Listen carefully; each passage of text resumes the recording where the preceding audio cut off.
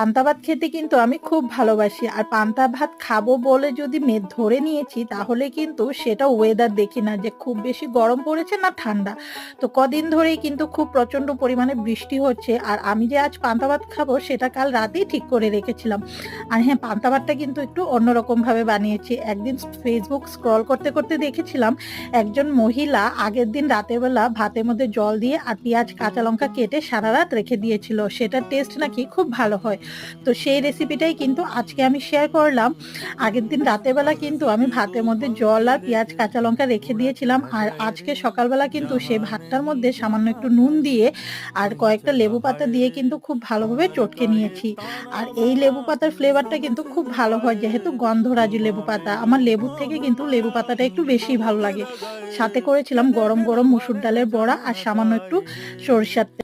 আজকের পান্তা ভাতটা কিন্তু খেতে সেই রকম ছিল।